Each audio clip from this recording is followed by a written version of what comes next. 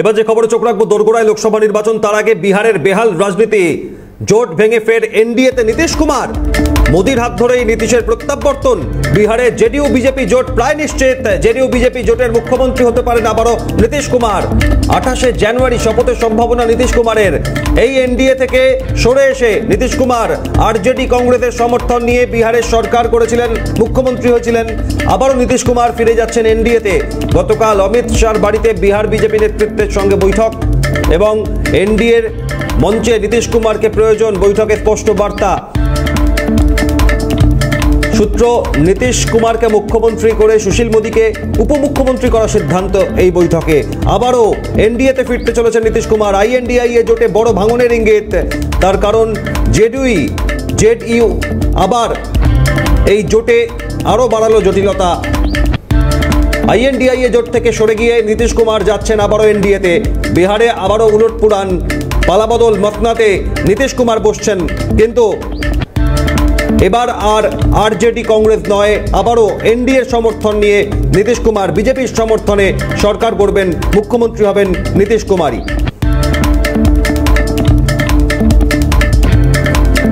লোকসভা নির্বাচনের আগে বিহারের রাজনীতিতে নয়া সমীকরণ। আবারও এই এনডিএর সঙ্গে জোট বাঁধতে চলেছেন নীতিশ কুমার। নীতিশ কুমারের জেডিইউ আবারও এনডিএর সঙ্গে জোট বাঁধতে চলেছেন এবং আইএনডিআইএ জোট একদিকে যেমন প্রশ্নের মুখে, অন্যদিকে বিহারে আরজেডি কংগ্রেস জেডিইউ সরকার পতনের মুখে। আমরা রাজনৈতিক বিশ্লেষক ঝন্টু বড়াইকের সঙ্গে বিষয়ে কথা বলেছিলাম, কি জানিয়েছেন তিনি, দেখুন। জোট রাজনীতির সূত্রপাতটা যে 70-এর দশক থেকে ভারতবর্ষে ব্যাপ্ত হয়েছিল, যখন কনসলিডেটেড কোনো একটা পলিটিক্যাল পার্টি এককভাবে ক্ষমতায় আসীন হতে পারছিল না, সেই দিন থেকে আজ অব্দি কিন্তু জোটের আমরা এই ধর্মটাই দেখে এসেছি। আর 2019 সাল থেকে যখন মমতা বা আঞ্চলিক দলগুলো জোটের মাথা হতে শুরু করলো, সেদিন থেকে একটা স্পষ্ট জিনিস আমরা দেখেছিলাম যে এই প্রত্যেকটি আঞ্চলিক দল যেহেতু দুর্নীতির প্রশ্নে একদম ইডি সিবিআই র্যাডারে সবসময় বিরাজমান, সে 19-এর প্রথম লগ্ন থেকে আপনি খেয়াল করুন, কার্যত তারা জোটের ব্যাপারে কোনোদিনই তারা আন্তরিক ছিল না। আমি স্পেসিফিক মমতার নামটা দিয়ে শুরু করি। দেখবেন 19-এর এই জোটটা যখন তার নেতৃত্বে তৈরি হয়েছিল, প্রথম ব্যক্তি যিনি জোটের ইনিশিয়েটিভ নিয়েছিলেন, প্রথম পলিটিশিয়ান যিনি জোটটাকে ভেঙে বেরিয়ে এসেছিলেন, কিসের প্রশ্নে?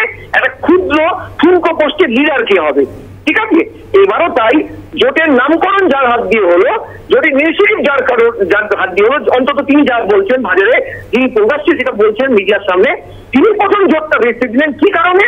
না, ন্যায় যাত্রা, যেটা পশ্চিমবঙ্গের ভিতর দিয়ে তার দলের কথা অনুযায়ী রাহুল গান্ধীর যাত্রাটা পশ্চিমবঙ্গে দিয়ে গেলে অন্যায় যাত্রা, বাকিটা ন্যায় যাত্রা। সেই ন্যায় যাত্রায় নাকি তাকে ডাকা হয়নি, সিপিএম কে ডাকা হচ্ছে, সিপিএম কে মূল্য দেওয়া হচ্ছে, সিপিএম ময় জোটে তিনি থাকবেন না। ইন্ডি জোট হচ্ছে সেই নৌকা যার কোনো মাঝি নেই, নৌকা ফুটো হয়ে গিয়েছে। সেই নৌকাতে কে থাকবে? নীতিশ কুমার সবে খেলা দেখাচ্ছেন, অপেক্ষা করুন, খেলা হবে। প্রতিক্রিয়া বিজেপি রাজ্য সভাপতি সাংসদ সুকান্ত মজুমদারের।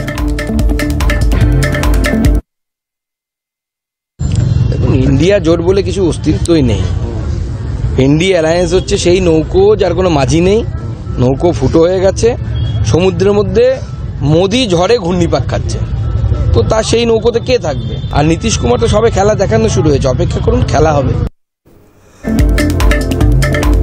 বিহারের বেহাল রাজনীতি, নীতিশ কুমার আবারও ফিরছেন এনডিএতে। বিহারে মসনদে নীতিশ কুমারই বসবেন, কিন্তু পালাবদল সরকারের। তার কারণ জেডিইউ আরজেডি কংগ্রেসের হাত ছেড়ে আবারও বিজেপির হাত ধরতে চলেছে বিহারে। 28শে জানুয়ারি আবারও নতুনভাবে বিজেপির সমর্থনে সরকার গড়বেন নীতিশ কুমার, এমনই সম্ভাবনা তৈরি হচ্ছে। বেসুরো ব্যাপারটা সুরেলা হয় কিনা তার জন্য অপেক্ষা করতে হবে। এখনো কোনো মন্তব্য নয়। প্রতিক্রিয়া বামফ্রন্ট চেয়ারম্যান বিমান বসুর। বেসুরো ব্যাপারটা সুরেলা হয় কিনা তার জন্য অপেক্ষা করতে হবে। এখন বেসুরো, এরপর যদি সুরেলা হয়ে যায় সেই জন্য অপেক্ষা করতে হবে। এখনই মন্তব্য করতে আমি চাইছি না। বিহারের বেহাল রাজনীতি, রাজনীতির পালাবদল, সব মিলিয়ে এক নয়া সমীকরণ বিহারের রাজনীতিতে। 2024 লোকসভা নির্বাচনের আগে আইএনডিআইএ জোটে বড় ভাঙন। অন্যদিকে নীতিশ কুমারের এনডিএ শিবিরে আবারও যোগদান, বড় ধাক্কা। জল্পনার কোনো জবাব হয় না, এটা নিয়ে আলোচনার কোনো প্রয়োজন নেই, মন্তব্য রাজ্যের মন্ত্রী ফিরহাদ হাকিমের। কি বলেছেন দেখুন। জল্পনার কোনো জবাব হয় না, এটা নিয়ে আলোচনা করারও দরকার নেই, আর আলোচনা করার প্রয়োজনও নেই, কারণ জল্পনার কোনো আবাসন হয় না। আমার মনে হচ্ছে, আমি এটা বলে দিলাম, এটা হয় না।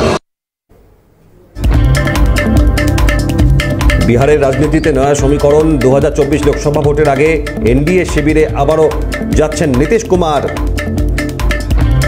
স্বরাষ্ট্রমন্ত্রী অমিত শাহর বাসভবনে বিহার বিজেপি নেতৃত্বের সঙ্গে বৈঠকে স্পষ্ট বার্তা, নীতিশ কুমারকে চাই। তার পরিপ্রেক্ষিতেই বিহারে আরজেডি কংগ্রেসের হাত ছেড়ে আবারও এনডিএ শরিক হতে চলেছেন নীতিশ কুমার। বিজেপির সমর্থনে আবারও 28শে জানুয়ারি শপথ নেবেন নীতিশ কুমার, এমনটাই সর্বশেষ খবর।